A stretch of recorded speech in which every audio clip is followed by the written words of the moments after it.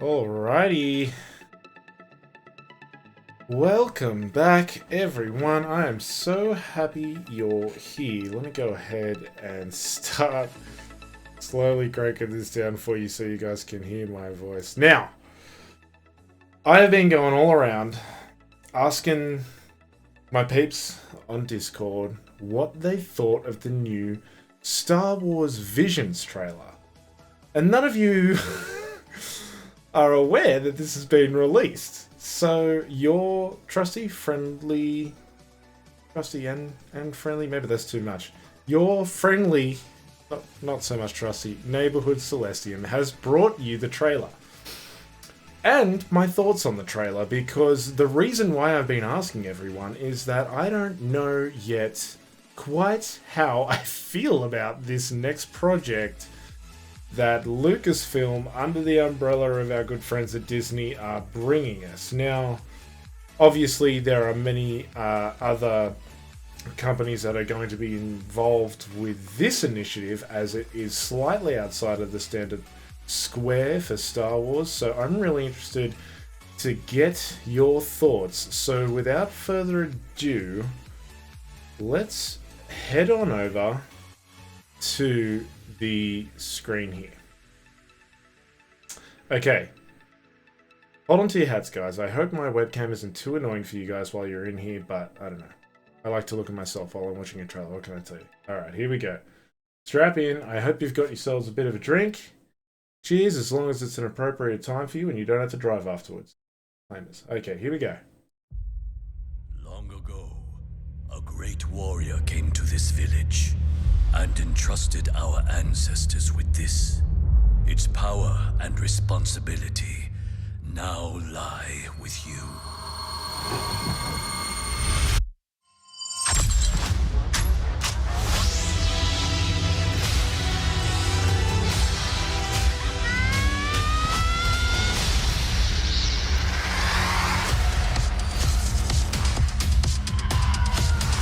You've been guided by the Force since you were born.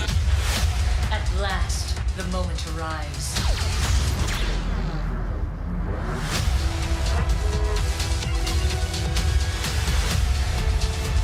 It's the first time I've confronted such darkness. Something ancient and sinister.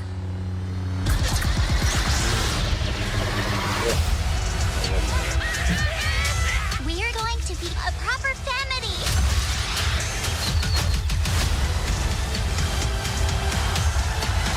Let's make this our best show ever! フォースと共にあらんこと。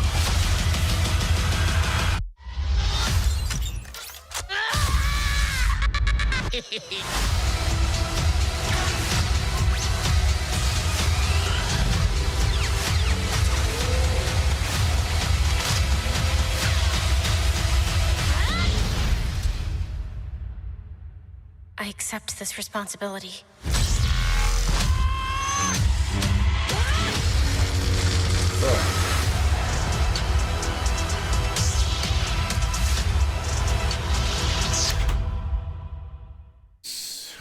Well, what did you think of that? So, I mean, obviously, the first thing, which is right up in your face, straight off the go, and is completely outside of the standard for a Star Wars project such as this that's coming to the screen, is the Japanese anime theme that they're going with. Now, when I first heard about this, long before this trailer come out, I definitely had my eyebrow raised, but this is, I think, the second or third time now that I've watched this trailer, and it's intriguing me more and more and more each time I watch it.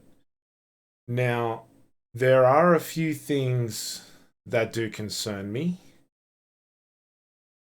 and the first is this.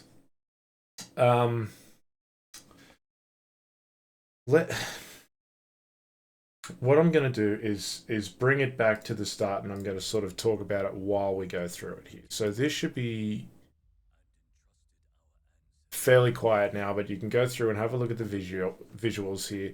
Now, all of this is very interesting. Obviously, the anime quality is very high. They haven't spared any expense here on making sure they've gone hard on some really good quality graphics.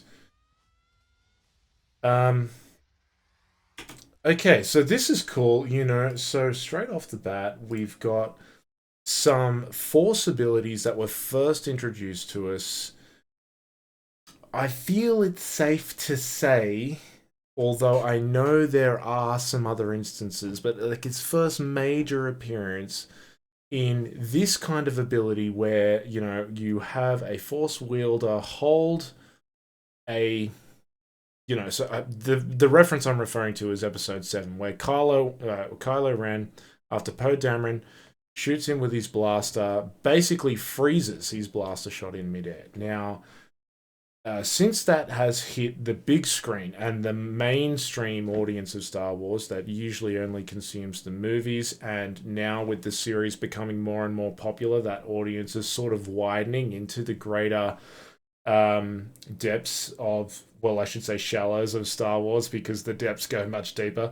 But it's interesting that Disney seem to think that they've captured something good with that, and they're going hard with it here. So you can see this guy here, presumably a Jedi, is battling a Sith, and he hasn't got a blade of his own. He is holding his blade literally just before he gets cut through the middle of his face with the Force. Now, this is an interesting and historically Japanese thing, because you can see in a lot of the old videos, and like, it's just so you guys are aware, I'm a martial artist. I've been a martial artist for a long time.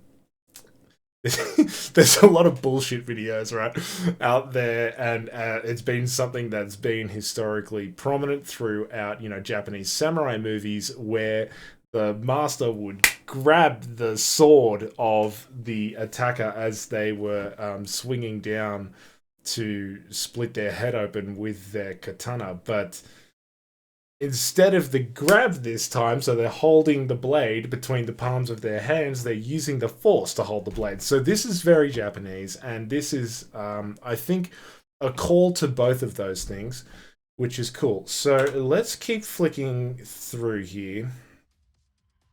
And I'm just going to give you my thoughts as I feel like I had them. Okay, let's just... I feel like we must be having some new species come in, because if we look here at this character, it's sort of difficult to see it behind my webcam image here, but essentially we've got this, like, she's got like a bunny tail happening out here. Now, I've been playing Final Fantasy XIV a bit lately, and the what I'm going to call the furry theme, if you don't know what I'm talking about, then go down that YouTube rabbit hole, but I'm going to keep it relatively, at least M15 plus here. Seems to be shining through in this Japanese you know, style series as well. So I think we're going to have some new species potentially introduced into the Star Wars universe, which I am interested in. However, I'm not going to be able to take the smoke off my face and take it seriously the whole time if it's going to be like bunny girls and cat girls. So I'm not going to dig any further into that. Let's keep going through. Again, here is this ability, you know, we've got the freeze frame of the... Oh, hang on, this is actually two different scenes, so they've tried to trick me. Here's like the damsel in distress being shot by the ugly bald dude, and then it's kind of a little mind trick here. So these scenes in these trailers cut through so quickly, and if you really want to get a good glimpse into what they might be doing here, you actually have to see, and then it's thrown back anyway. So this is interesting to me. So Yeah, she shoots it back anyway. Maybe she's not aware of her abilities or something like that. Maybe she is. This is... I'm also getting some Dragon Ball Z vibes. I'd be interested to know if... Sorry about my skipping. If these developers are involved with any of the Dragon Ball series, because... I don't know, just some of these characters and this animation is giving me that feeling. Now, this is very interesting. Look at this. We've obviously landed smack bang on Slave 1. And this is something that I wanted to bring up earlier, which alludes heavily to what time period we could potentially be looking at here within the Star Wars universe. Because in the scenes beyond, I don't know if you guys caught it the first time we had our first playthrough, but you get a flash of Boba Fett. Or at least a Mandalorian wearing very Boba-esque armor. But if we just click back to here, this guy's voice, just have a listen to it from here. This gives me heavy Kylo Ren vibes. And so let's arrive at my first concern. My first concern is that we're seeing Disney fall into a very safe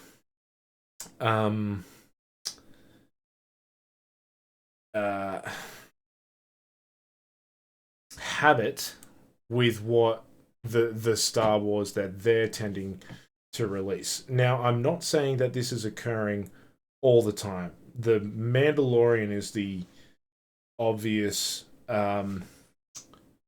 exception to this rule, but where we've had Rey before come in and be this heroine who, has gone through, if you are a deep Star Wars fan, the journey that she did to arrive at the place that she did, confronting single-handedly, arguably the most powerful Sith Lord that there ever was, and I really don't think there's much argument there, then, especially in canon, then, it's eyebrow raising. So, look, I'm hoping that we see Disney take some risks that are outside of the domains that the far left will allow, like the Hollywood far left will allow at the moment, because I don't care about that. I don't care about the politics. What I want to do is just enjoy the greatest quality Star Wars content that they can produce. And I'm intrigued by this because this is definitely left of center, right? And I want it to be good, as I want all Star Wars to be good. And that's very hit and miss with a lot of Star Wars. So, anyway, let's keep going. That's my concern. And this gives me just heavy Kylo Ren vibes, right? So this is the first time I've confronted so much darkness, or whatever he says. It's like... the dude that needs saving by the girl. Not that I think that there's anything wrong with that, but I just don't want it to become this recurring theme where it's just the same thing over and over and over again, that it just becomes the point where it's obvious that we're having politics shoved down our throat and not just enjoyable entertainment content that should really be so far removed, in my opinion, from... And, I know that a lot of producers, writers and whatnot always want to, in their futuristic films, they want to send us a message about something that's prevalent in the times today. But at this point, I think it's far too overkill, and at this point I just want to escape from that because that's all you get in day-to-day life, really. So anyway, let's keep going here. There's your clip, your little snapshot of Slave 1 right there that we paused on before. We've got stormtroopers again. We've got the force hold of the stun blasts now, multiple of those, and this is again happening with the Sith character. Again, Dragon Ball Z vibes. This guy just reminds me of Yoshi, only evil. It's like a cross between Yoshi and Palpatine watching Anakin and Dooku fight here or something like. Oh, I think the coolest lightsaber I've ever seen. They've gone Grievous 2.0 with this. Look at this. This, I think, is a cool thing because it's, look at it, it's got like struts and stuff. It's like old school.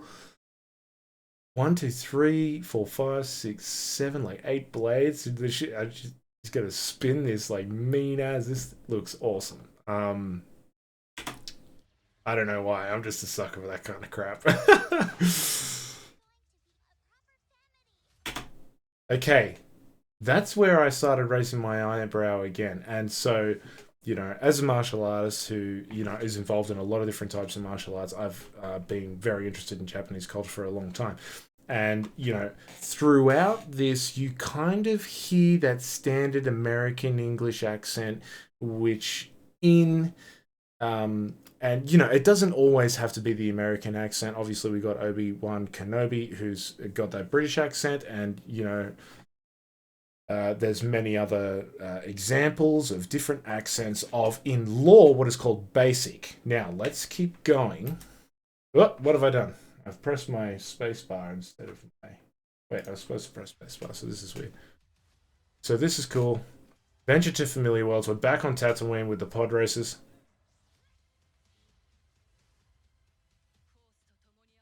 Okay, now I'm going to crank this up so you guys can hear this, and then I'm just going to bring it back a touch. Okay, have a listen.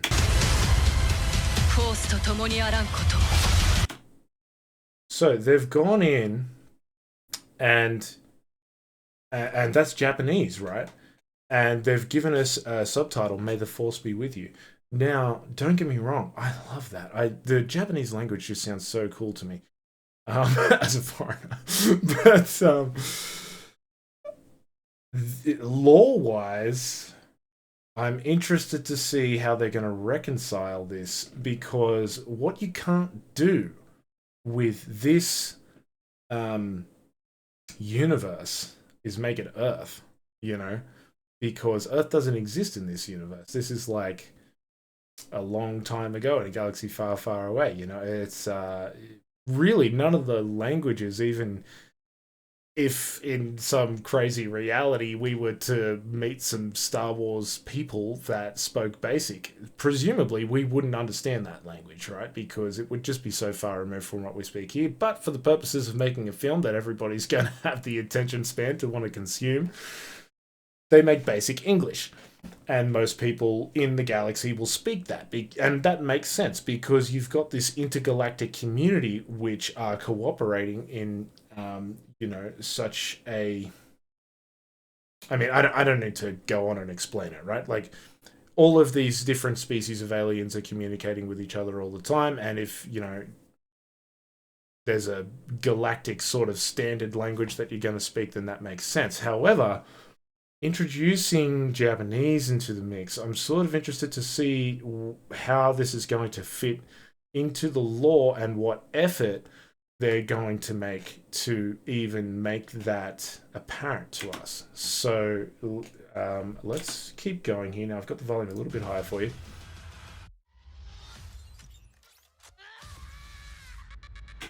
I kind of just want to look at this again, because I think there's some... Okay, so this is interesting, and again, another thing that has occurred in Legends previously, but this is the first time this is going to come to a screen and be like very canon for us, right? So what you're going to see in the next scene over is that these are like lightsaber, presumably kyber energy tendrils that are holding this person. Now, again, lore-wise for me, I'm a lore stickler. Kyber should just be slicing right through this person all over here. Now, if I'm looking at the same thing, this could be something else. Maybe it's not Kyber. However, what I think they're trying to do is like introduce a lightsaber whip. Whip. Let's find out. This is another image here that only occurs for a very brief second that I think is very interesting. Look at this. So we've kind of got grown, fetuses here, which could potentially be tapping further into this clone thing where, from episodes 7 and 8 into 9, they're having to explain this. All of a sudden, Snoke was some clone that Palpatine made up, and then reconcile that in the lore, whereby, and people have told me that in the book of episode 9 that was released, that this is somewhat explained to more satisfaction to them. However, I haven't read that book yet. I'm still going back through the High Republic stuff that's being released recently. But, this could be a further chance for them, which I also think they're attempting to do in The Mandalorian. I don't think we've heard the last of cloning yet from The Mandalorian, and if we see any more of Grogu, or Baby Yoda, as I like to call him, and many others do, yet. I still think there's more questions with the cloning stuff going on. I think that with Omega in the Bad Batch, and it seems like this is a little snapshot for those of us who want to, do what I'm doing and hit the spacebar every half a second.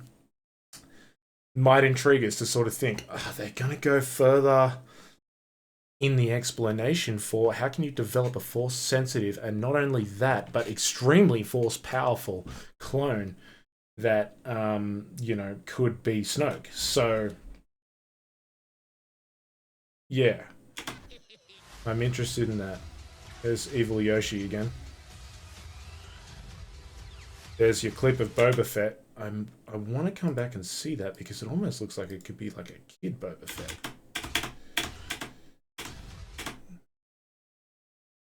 I think this is 100% Boba Fett. There's no way you can spin this differently. So I think it's very cool. This is obviously going to tie in with our callback to Tatooine, and I think it's cool that they're bringing a character that we know into this universe to ground it somewhat. And hopefully they have well thought out the connection between the Book of Boba Fett, The Mandalorian, and this show here, which is called Star Wars Visions. Okay, so here's our young girl. She's got a green lightsaber this time. She's flipped off the thing. She's coming at this bounty hunter dude and slashing. And I'm really intrigued in this. These katana-shaped lightsabers. If you're kind of familiar with the shape of a katana, and you have a detailed look at these lightsabers, look, it looks normal here, but if you look as the clip plays through, when she slices this, it's gonna be katana-esque to you. Have a look. Yeah, just in the way that it slices. And it's also reminiscent of the Darksaber, rather, who also has more of a wakizashi. So the wakizashi, for you guys that don't know, the katana is the standard samurai sword that you see in all of the martial arts movies, and the wakizashi is the shorter version. It's kind of like that mid-length, samurai blade that the warriors would also wear and use at closer range. So, this is definitely what I'm reminded of when I look at the Darksaber, but now I think they're going to go full katana-esque with the... katana-esque is a word I've made up, trademark. With the, with the, standard-sized lightsabers now. And here's another look at our bunny person. Do any of you know if this species yet exists in Star Wars lore yet? If you do, drop a comment below, and if you can, link me to where I can find something on this, because I think this is hilarious. Okay. Have a look at these tendrils here. Look at this. So, these scenes could be showing us different things, but it kind of looks like the same battle is occurring to me here. And we've got yet another, obviously light-sided warrior here battling off against some sort of Sith who now has these flexible kyber blades that are whipping around like ropes. around her lightsaber, potentially his lightsaber, and essentially grabbing it as if it's like the end of a whip, right? So I think this is cool.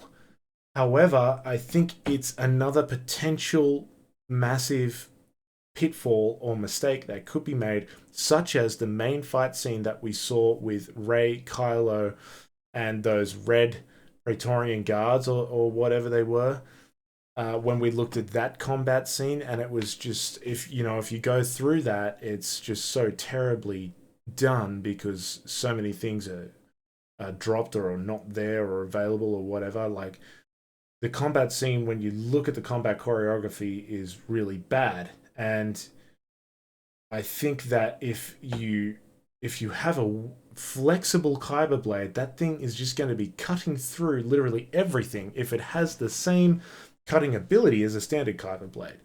Now, I'm sure there's a little caveat they could put in the lore there somewhere to say that perhaps a flexible kyber blade does not have the same, cutting, I don't know what to call it at this point, intensity in the power of that blade in comparison to a normal one. But in that circumstance, I would want to see flexible blades being literally chopped through with some cool, katana style normal lightsabers, right? Like firm ones or non-flexible ones. Anyway, let's keep finishing up here.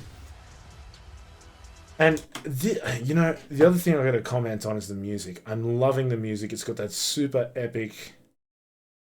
It's kind of a hybrid, I think, between sort of standard Hollywood and Japanese in terms of the orchestral and the epic, and it's got that Japanese feel to it as well. I love the the logo here for Visions. I think this font is cool. It's like watery, like a prominent theme in Japanese samurai culture is water, this element, and it looks like they're definitely going for this in like a brush script kind of way. So I love that, and I love this light beaming through here. I think this artwork is sick. And here we go again. This is Japanese. I'm pretty sure this is like katakana coming in under here in, and I'm not saying I hate this. I'm not going to be one of those idiots that comes out straight away and goes, this isn't lore. I'm excited for the opportunity to see how this now incorporates into Star Wars lore, because I'm all for more, with the disclaimer that I don't want you to make me feel like when I'm consuming Star Wars content that I'm living on Earth, because that's not the point. It's fantasy, it's escape, right? We want to be transported to that galaxy far, far away. And if you continually bring us back down to the standard problems of today, you're going to get a huge backlash from fans. But we will see what happens here. And that's the end.